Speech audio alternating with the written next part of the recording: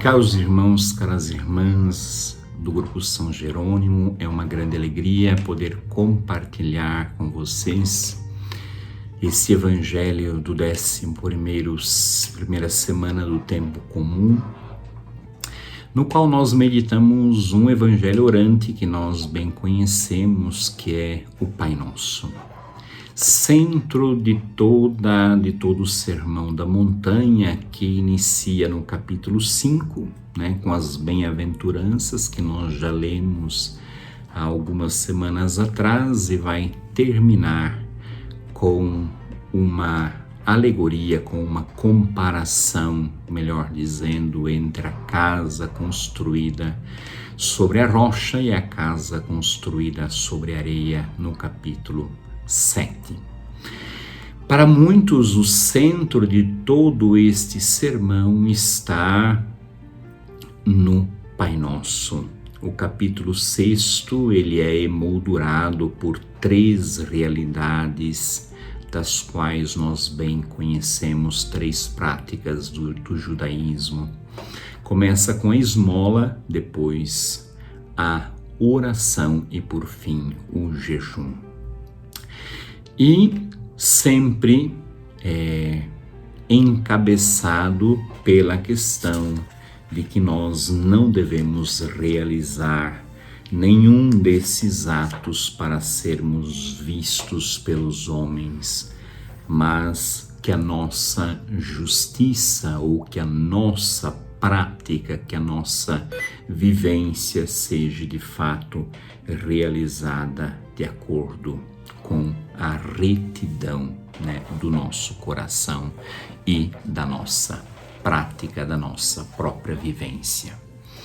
Por isso, este Evangelho vem nos ensinar a pergunta: como orar? A primeira questão que o Evangelho abre, nestes versículos iniciais, que é o versículo 7 e 8, é de que não devemos orar como os pagãos que multiplicam as palavras. Talvez isso cause até um desconforto para nós quando, por exemplo, lemos em outras cartas, como São Paulo, que nos diz que devemos orar sem cessar. Porém, aqui há um outro significado. Na época também se orava a determinadas divindades, a um certo politeísmo, a certas religiosidades pagãs, se assim a gente pode dizer, entre aspas, que muitas vezes eram consideradas despreocupadas, ou então podemos dizer, de alguma forma, surdas, relutantes, melhor que surdas, relutantes em atender às preces do ser humano. E nós sabemos que Deus no nosso Deus vivo e verdadeiro, aquele que se revela a nós, que se revelou ao povo judaico, ao povo cristão, não é assim. É um Deus que, de fato, é Pai, é Pai de todos, é aquele que assume a conotação afetiva, e esta conotação afetiva possui a ressonância de quem, de fato, está atento às súplicas e à vida interior e ao caminho dos seus.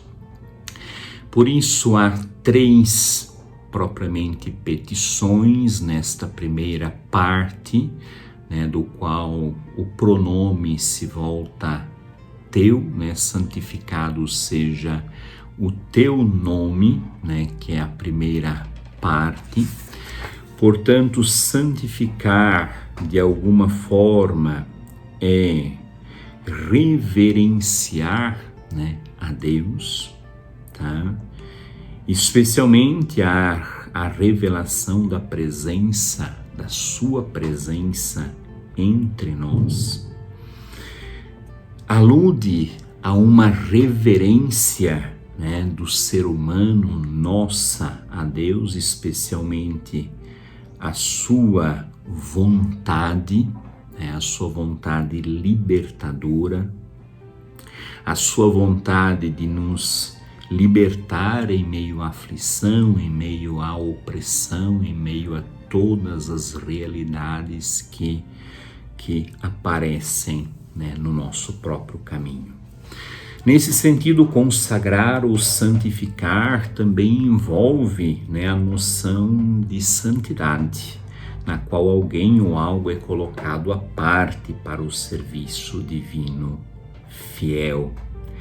Nesse sentido, podemos dizer que Deus, como Deus, é o único que dá vida ao ser humano e que exige que o ser humano viva de forma tal que todos possam desfrutar a vida, quer dizer, santificar o nome de Deus, consagrá-lo, né, também tem ressonâncias na nossa própria existência, ou seja, fazer com que também as nossas ações elas possam de fato refletir no cotidiano esta reverência que nós próprios temos a Deus nosso Pai.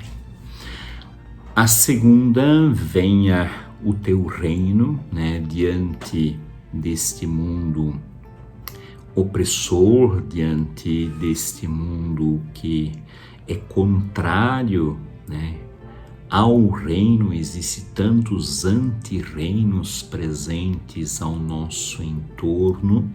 O discípulo é aquele que pede, né, ao Pai o reino. Até porque, em primeiro lugar, a posse do reino não é do discípulo. O reino é, em primeiro lugar, construção, né, de Deus Pai.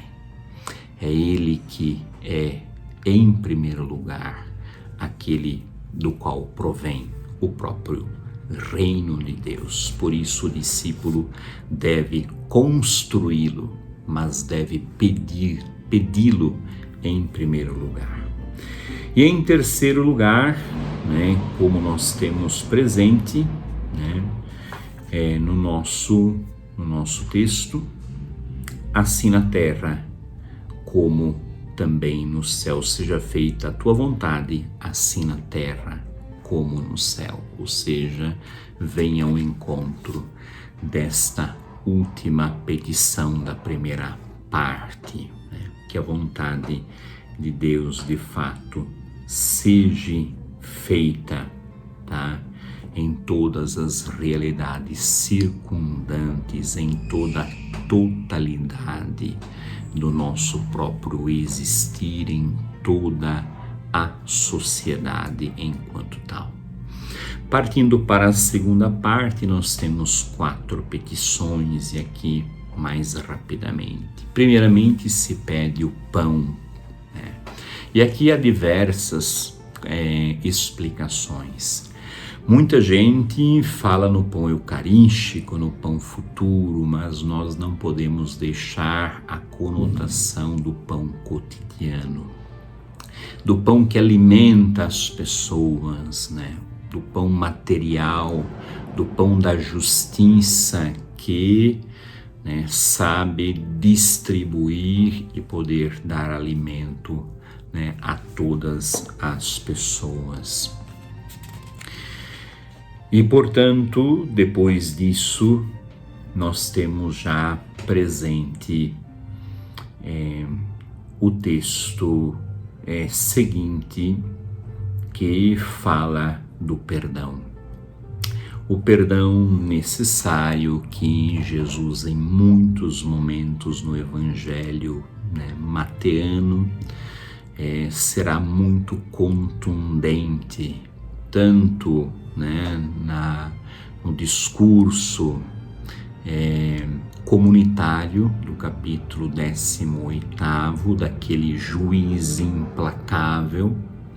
E aqui também será, né, e podemos lembrar, né, daquela frase antes, né, de que você coloque a tua oferta, né, sobre o altar, vai reconciliar-te primeiro com o teu irmão, né? A realidade da reconciliação, ela é muito importante na vida discipular. Depois, a terceira é de que, de fato, Deus não nos deixe cair ou não nos induza, né, à prova, né? Podemos traduzir assim. Bem, a provação é parte da vida, não há como, né, não ser provado na existência. Todos são provados, mesmo nós cristãos somos provados perante a vida. Mas é o fato de que não sejamos abandonados na provação. É isso que nós pedimos, né? Que não estejamos sozinhos na provação, de que esta provação não nos absorva, né? Não faça com que, de fato, né, a gente, né, esteja ali, né, quase que, né, afogando, né, na provação e, de fato, não tendo forças para vencê-las. E assim, terminando, livra-nos do maligno, né, das tentações propriamente daquele que é o próprio tentador, para que não sejamos também fonte, né, do mal para as pessoas, para a sociedade, para o mundo, né, que esta realidade não entre em nós para que, né, ela não se prolongue, tá, através de nós para as pessoas. É interessante que Mateus ainda prolonga esta oração falando sobre o perdão. Se de fato vós perdoardes aos homens, né, sereis perdoados, mas se não perdoardes, não sereis perdoados. Como que focando fortemente sobre o perdão. Necessário, fundamental para a vida discipular. Como que dizendo, aqui está de fato o centro, né, da nossa existência. Algo tão difícil, algo tão penoso, nós sabemos que, né, o coração, né, dói quando alguém, né, comete uma falta conosco, quando alguém puxa o nosso tapete, quando alguém fala mal de nós, ou então, né, nos calunia e assim por diante. Sabemos de tantas outras realidades que podem acontecer. Mas Mateus toca sobre esta tecla, né? O discipulado, ele é fundamental, o perdão para com o próximo. Se queremos trilhar o caminho de Jesus, se queremos trilhar o caminho do Pai do céu, o perdão será também o pão cotidiano discipular. A vontade do Pai passa pelo perdão ao nosso irmão. Difícil para todos, não só para os leigos, difícil e também, né, um desafio para toda a igreja, até para, vamos dizer, a hierarquia religiosa. E às vezes a gente vê a indiferença, né, de um para o outro, que já é marca de um não perdão, né? Examinemos a nossa consciência se muitas vezes o nosso silêncio que passa por alguém que nós não conhecemos não é indício de um não perdão. Que Deus abençoe a cada um de nós. Tenhamos um abençoado dia.